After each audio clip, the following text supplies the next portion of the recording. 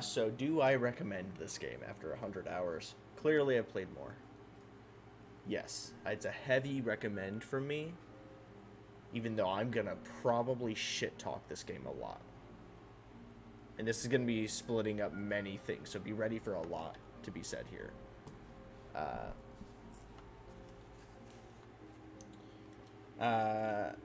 Ooh. As a starter, I love this game, and any frustration.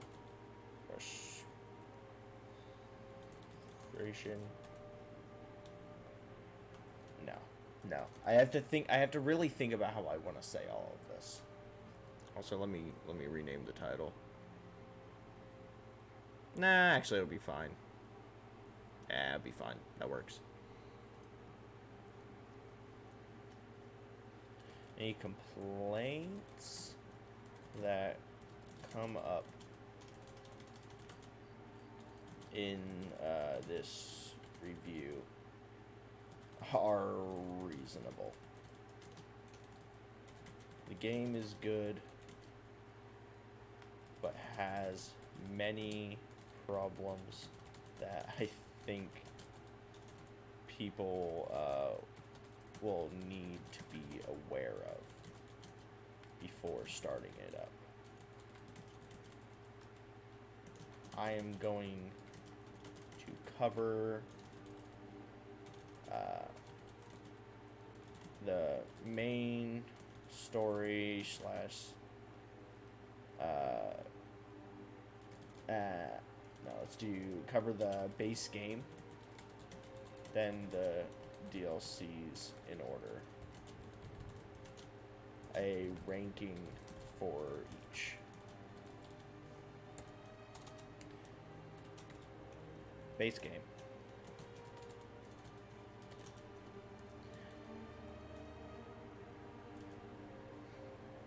I am writing this as of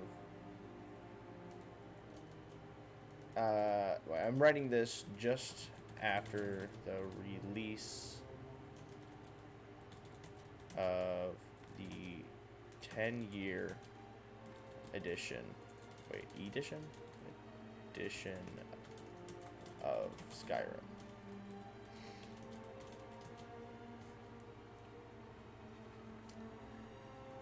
So, let's see.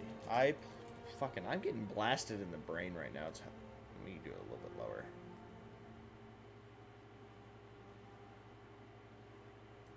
There we go. That makes me feel better. Okay. I played this game when it came out. And I have nothing but good memories from that time. With that said, it has aged decently well, and a full playthrough as an adult showed me some glaring issues. The main plot is pretty boring. It has some interesting ideas and characters, but for the most part, the NPCs are kind of bland. Besides Parthunax, I think is how you spell it.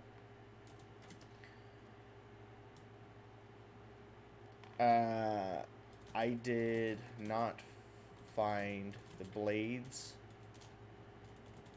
to be interesting, and the Greybeards annoyed me. Alduin is an amazing villain, but the final fight was disappointing, and the final fight was disappointing.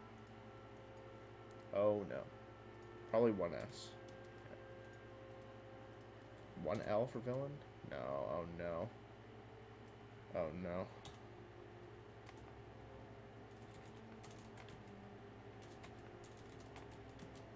Villain? Yeah? Yeah.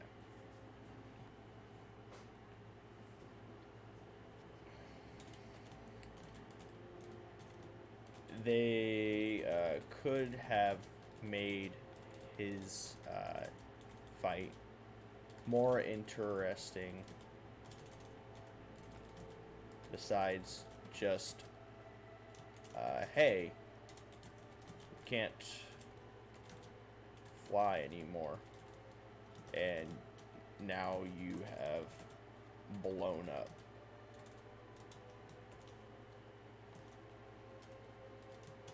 I mean, you can't even obtain his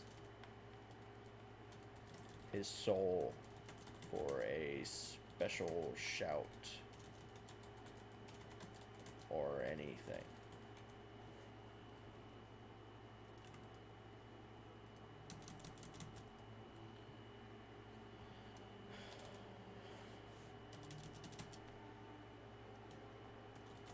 As for the side quest, why did I do questions? Such as the Dark Brotherhood,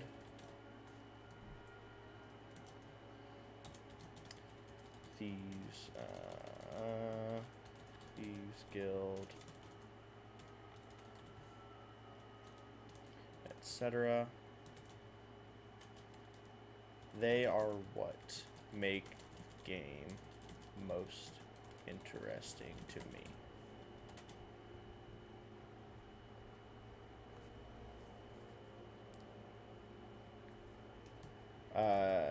These quests have some of the more interesting, more engaging NPCs/followers, and the stories are very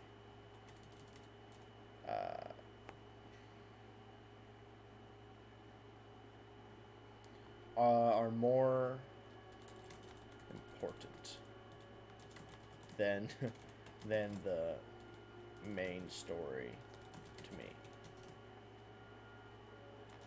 This is because they talk about the major threat of the dragons and even the war prior to Alduin's return. But while playing the game, there is no real sense that there is any real danger. A few dragons and no skirmishes across the land of Skyrim. This makes the side quests feel as if they are an important addition to the world, and they can have an actual impact on how you play as a character. Right. I think I summed it up well there for the base game. Let's talk about Dawnguard.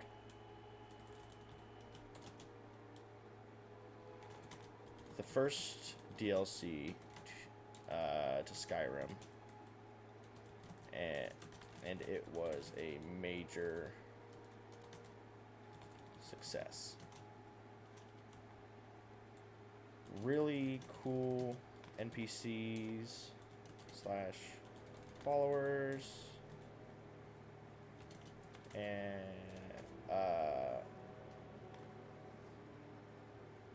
a storyline that makes your choice feel important, and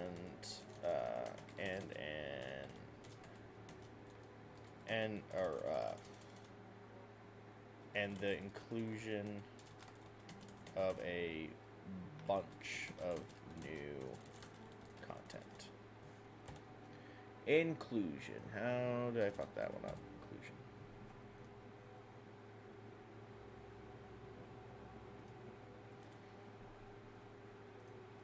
Let's see if we can fix some of these up here.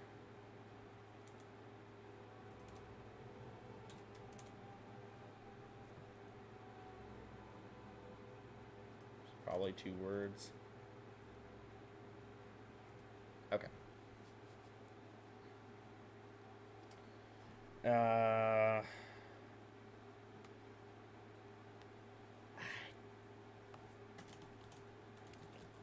Crossbows are sick. Vampire hunting is cool. And turning the sun into a black dot is pretty sick.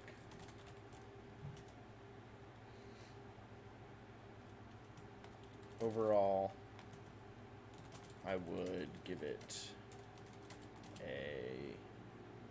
honestly an 8 out of 10. Big thumbs up. Oh, hold on. I have a way I want to do this. 8 out of 10.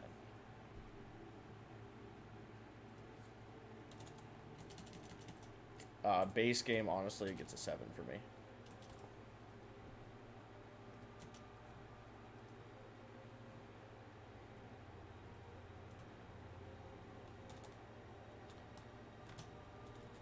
Hearthfire, the second and much smaller DLC. If you are interested in building your own home with a little bit of personal customization, this is great for you. There's no shot I'm gonna spell that right, I'll be honest with you.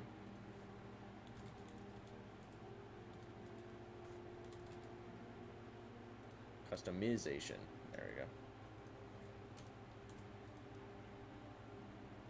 Don't mind me.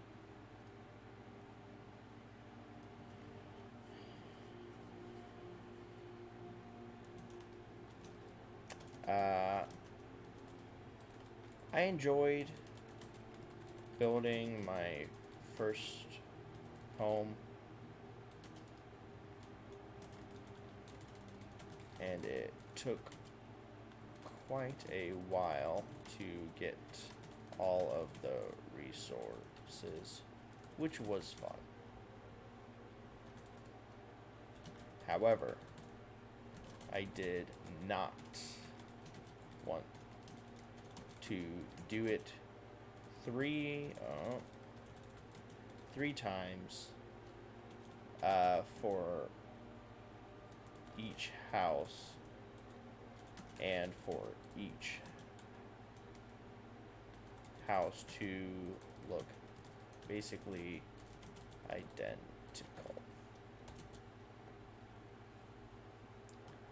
They could have made it so that the houses matched the environment more, but you know, it's Bethesda.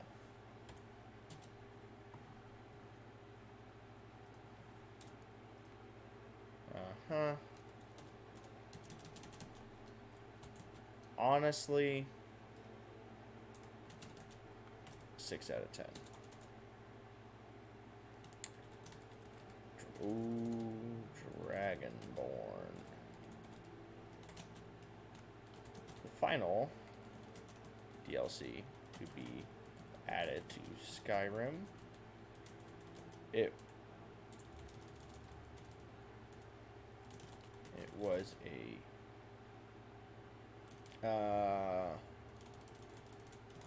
as a kid, I did not remember it that well. As an adult, it made base game Skyrim look super boring. And the world that Dragonborn built seemed much cooler than anything that Skyrim could provide.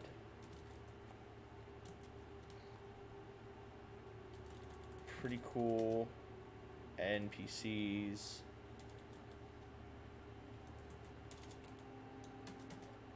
And awesome boss. Cool, or the black books were really cool, and bringing in the Daedric lords were very nice. The enemies feel more creative on the island when compared to Skyrim's bears and deer.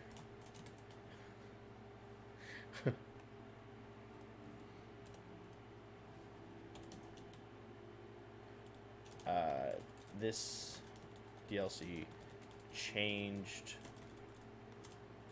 the way I look at Skyrim and showed me what this game could have been if they decided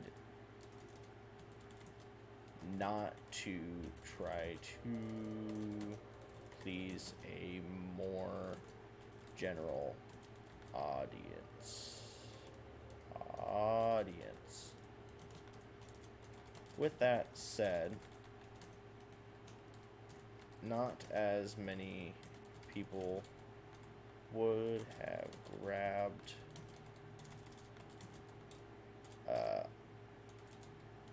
it up had it not been as easy to understand.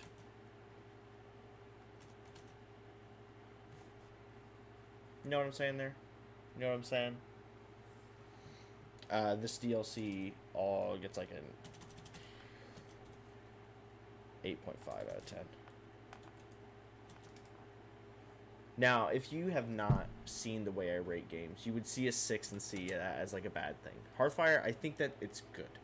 I've talked about it in other rankings that I've done before. I'll just say it now because I've already gone through them. When ranking a game, almost nothing can be a 10 and nothing can be a 0, ever. A 0 would be There is no game, there's no story, there's actually nothing there.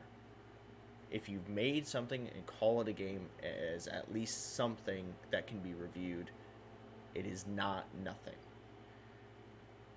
And a 10 would be, there are no problems, the game is amazing, it plays well, it feels well, it looks amazing, it grabs onto you perfectly and never lets you go, and it's just a perfect game, and you're never going to have that.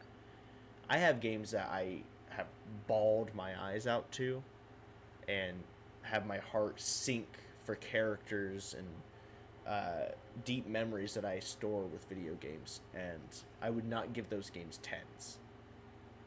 Those games are not 10s. They're really good 9s.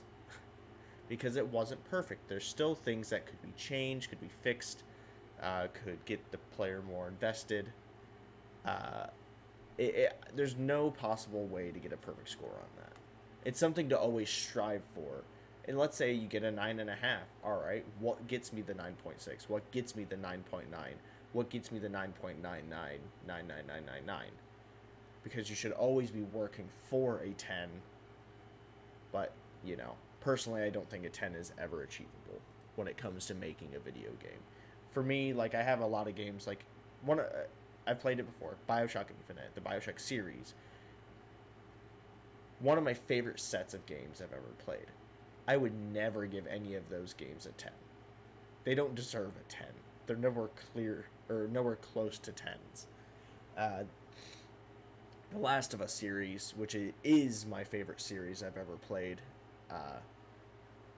The first game, I wouldn't give it a 10. It's going to get a high 9, but it does have problems in gameplay and just things that I haven't thought about on the spot right now. I've thought about them before, and eventually I will play them. So it's something that I will talk about when I play it.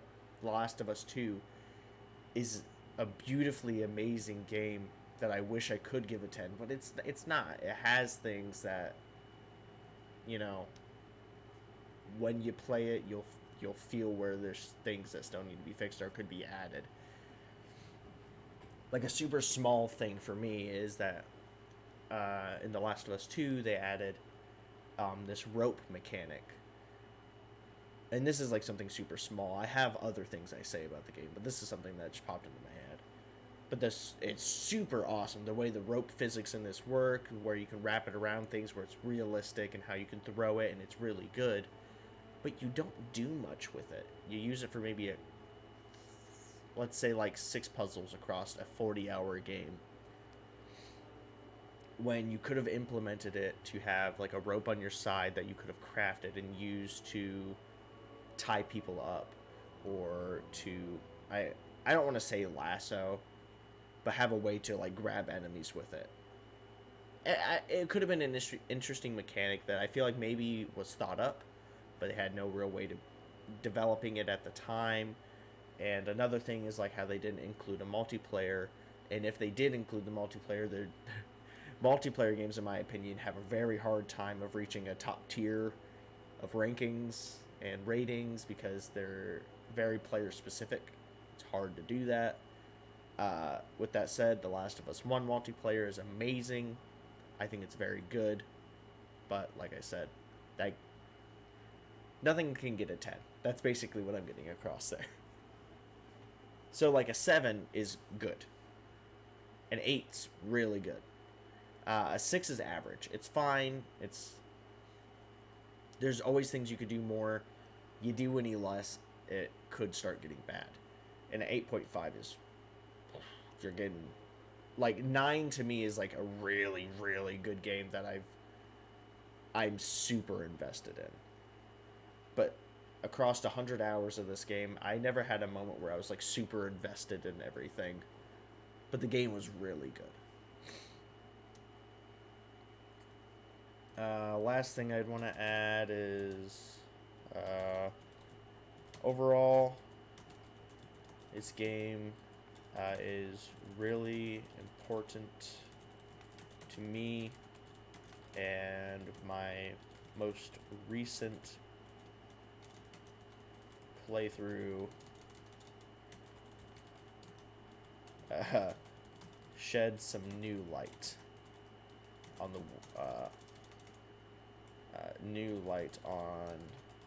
world of Elder Scrolls. Overall, with everything included, this game to me is like a 7.5. Oh, not 0.2, my bad. 7.5 out of 10.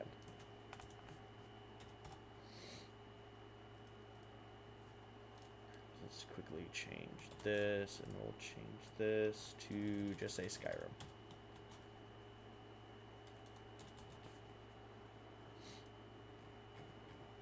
Right?